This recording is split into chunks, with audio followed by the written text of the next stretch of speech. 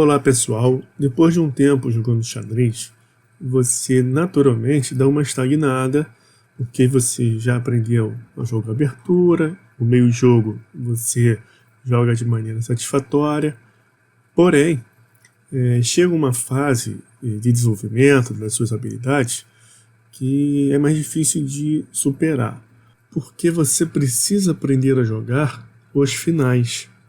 E muita gente não se dá bem nesse momento e fica muito estagnado nessa fase.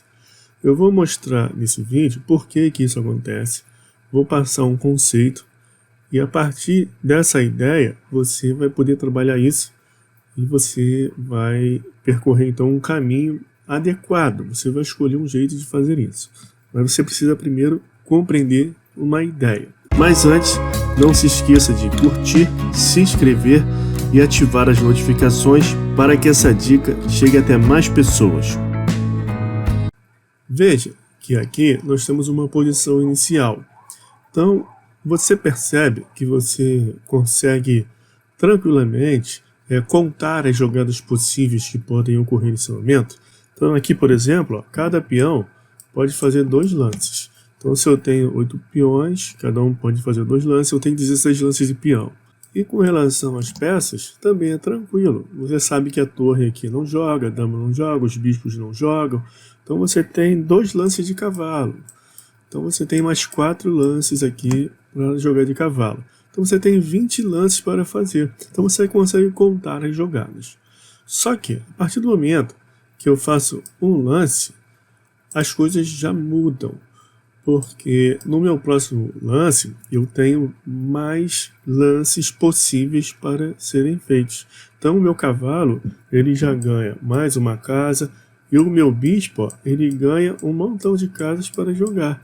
Além disso, a minha dama também pode jogar um monte de vezes. Então esse é o primeiro conceito que você deve compreender no xadrez. Desde a abertura até o meio jogo, nós evoluímos durante a partida em termos de progressão geométrica. E as possibilidades de jogada, podemos dizer que elas vão se tornando infinitas. Por isso que não podemos falar em uma precisão 100% absoluta na abertura e no meio jogo. Podem haver lances considerados melhores, piores, mas muitos deles não levarão você diretamente a perder a partida. E essa é a essência da abertura e do meio jogo. Por isso que o xadrez é um jogo apaixonante, porque nós trabalhamos com muitas possibilidades. Só que com o final de partida ocorre o contrário. Chamamos de finais de partida situações como essa aqui, onde não há peças mais no tabuleiro, só temos peões e rei, eventualmente pode ter um bicho, um cavalo, mas essencialmente final de partida é essa situação, esse estágio do jogo onde não tem mais aquela confusão toda do meio jogo. Não temos muitas possibilidades, são poucas as possibilidades de lance. Então, compreendido isso, os finais de partida se caracterizam pela precisão das jogadas. Aqui você não trabalha mais com ideia de probabilidade, você precisa ter uma precisão de 100%. E esse é o motivo das pessoas terem dificuldade com o final de partida, porque as possibilidades de erro já aumentam mais. Então, essa é uma das diferenças fundamentais entre um mestre de xadrez e uma pessoa que não alcançou esse nível de maestria no jogo. É um domínio dos finais.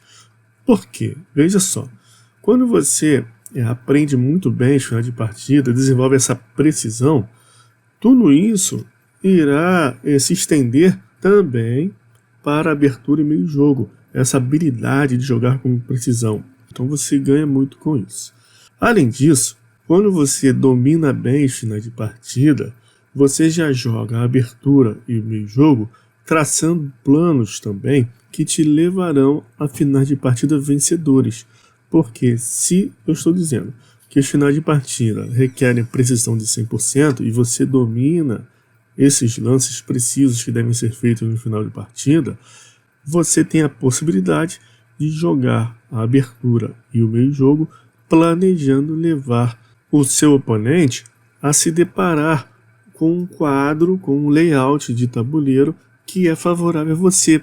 E a pessoa que não tem essa profundidade de pensamento, desenvolvimento do jogo, não vai perceber isso. E isso pode ocorrer, pessoal, simplesmente por causa de um peão mal posicionado do seu oponente. Então essa, como eu disse, é uma das maiores diferenças que existem entre uma pessoa que alcança a maestria no jogo xadrez e aquela que ainda está em fase de desenvolvimento. Aqui nessa posição eu trouxe um exemplo disso. Veja que tanto as brancas quanto as negras possuem quantidade de peões iguais. Então essa partida deve terminar em empate. Só que se alguém comete um erro, o outro irá vencer por causa disso. Então aqui é tranquilo, bastaria as brancas ficarem movimentando o seu rei, ficar numa situação aqui de bloqueio, e mais cedo ou mais tarde os oponentes trocarão todos os peões uns pelos outros e a partida terminará empatada. Só que se as brancas não entenderem essa questão da precisão dos finais e não compreenderem que esta partida está em tese empatada, podem fazer lances prejudiciais, lances errados não precisos, como por exemplo, o que é muito comum, essa vontade, essa intuição que os jogadores iniciantes possuem de querer deixar os seus peões alinhados, igual aqui o do oponente. E isso ocorre porque existem outras posições no xadrez em que essa situação aqui é favorável a quem está mais avançado. Então, as brancas estão avançadas 3 linhas com seus peões, enquanto as negras estão avançadas apenas uma linha. Mas veja só que esse não é o caso daqui. Por quê? Porque o rei das negras está muito perto ali dos peões.